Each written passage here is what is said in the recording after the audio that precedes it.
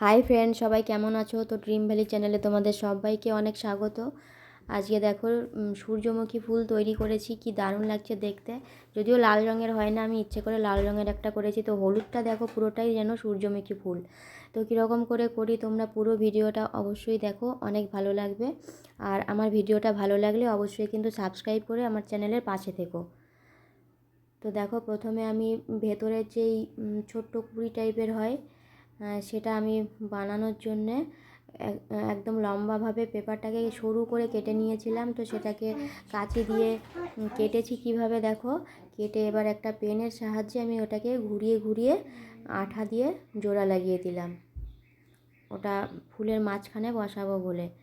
আর এখানে দেখো আমি ফুলের ডাঁটি পাতা সব তৈরি করে নিচ্ছি।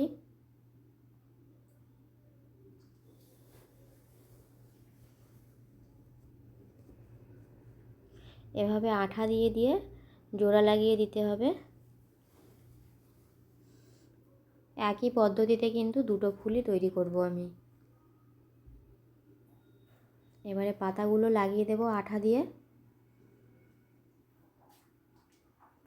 পাতাগুলো আমি আগে থেকে করে রেখেছিলাম। তো হলুদটার হলুদ ফুলটা যখন তৈরি করব তোমাদের পাতাটা দেখাবো কী করে তৈরি করছি। তো দেখো এটা হয়ে গেছে। এবারে আমি ফুলটাকে লাগিয়ে দেব। তো ফুলটা তৈরি করার জন্য আমি ভেতরে আরেকটা ছোট্ট পাপড়ি দেব, ছোট সাইজের, যার জন্য আমি ছোট করে কাগজটা কেটে নিয়েছি। এবারে দেখো পাপড়িটা আমি কিরম করে তৈরি করছি। একদমই সহজ, তোমরা কিন্তু একটু লক্ষ্য করলে খুব সহজেই এত সুন্দর ফুল তৈরি করতে পারবে। আর সব থেকে বড় কথা, এত কষ্ট করে ভিডিও করি কিন্তু কেউ সাবস্ক্রাইব করে না যখন, তখনই কিন্তু মনটা খুব খারাপ হয়ে যায়। তো তোমরা যারা দেখবে ভিডিও অবশ্যই কিন্তু আমার চ্যানেলে একটা সাবস্ক্রাইব করে দিও, তাহলে আরও ভালো ভালো ভিডিও তোমাদের সামনে আসবে।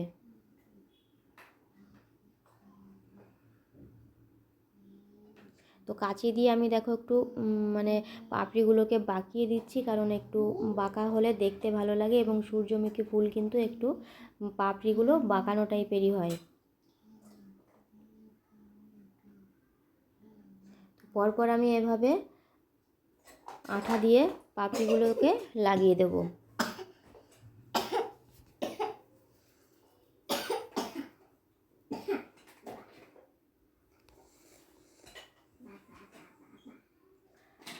দেখো সবগুলো লাগানো হয়ে গেছে। এবারে আমি হলুদটা তৈরি করছি। এরকম লম্বাভাবে দেখো পেপারটাকে সরু করে কেটে নিয়ে এবারে আমি দুটো ভাঁজ দিলাম। ভাঁজ দিয়ে আমি এবারে কাঁচি দিয়ে একটু গ্যাপ রেখে রেখে আমি কাটবো, এটাকে কেটে এটাকে সেটিং করে নেব। দেখো আমার কাটা হয়ে গেছে, এটাকেও একটু হালকা বাঁকিয়ে নিচ্ছি আমি। এবারে দেখো আমি পাতা তৈরি করছি। একটা সাইজের কাগজকে যেমন সাইজের পাতা তৈরি করব, তো সেরকম কাটিং করে নিয়েছি।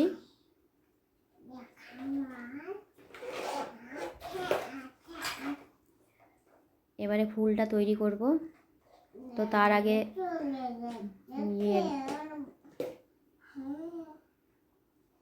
ডাঁটিটা তৈরি করছি। দেখো এক কোণ থেকে লম্বা একটা কাগজ নিয়ে এক কোণ থেকে মুড়িয়ে মুড়িয়ে কিন্তু ডাঁটিটা তৈরি করলাম। একটু আঠা দিয়ে জোড়া লাগিয়ে দেব এবং দুপাশে কেটে দেব, সমান করে দেব দুপাশ কেটে। আর এটা দেখো ফুলের নিচে যে কি বলে ওইটাকে, নাম মনে নেই, যাই হোক, তো দেখলেই বুঝতে পারবে তোমরা। এটাও কিন্তু আমি ওই পাপড়ি যেভাবে তৈরি করেছি, তো সেম পদ্ধতিতে এটাও ভাঁজ দিয়ে আমি তৈরি করছি। শুধু এর মাঝখানটা একটু গোল ফুটো মতো হবে, যেহেতু আমি ওই লাঠির মধ্যে ওইটা ভরবো, যার জন্য।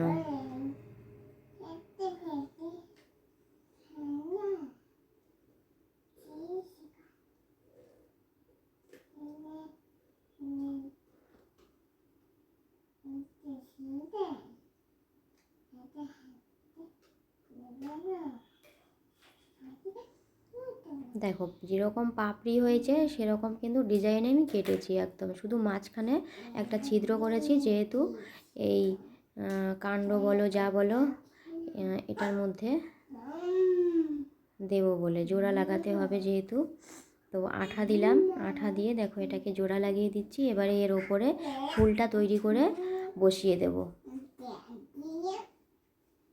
দেখো তৈরি হয়ে গেছে এটা। এবারে আমি ফুলটা তৈরি করে ওর ওপরে বসিয়ে দেব। তাহলেই আমার সূর্যমুখী ফুল কিন্তু একদম রেডি হয়ে যাবে।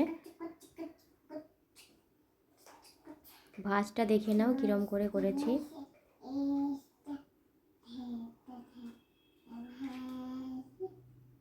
দেখো পাপড়িগুলো কি দারুণ লাগছে দেখতে।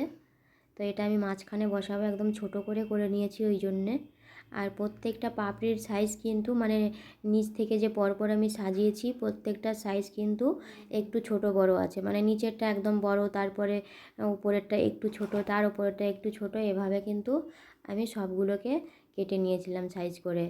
আর পাপড়িগুলো কিন্তু মানে সমানভাবে বসালে হবে না, এদিক ওদিক ঘুরিয়ে একটু এলোমেলো করে বসাতে হবে যাতে সব দিকে পাপড়িগুলো বোঝা যায়।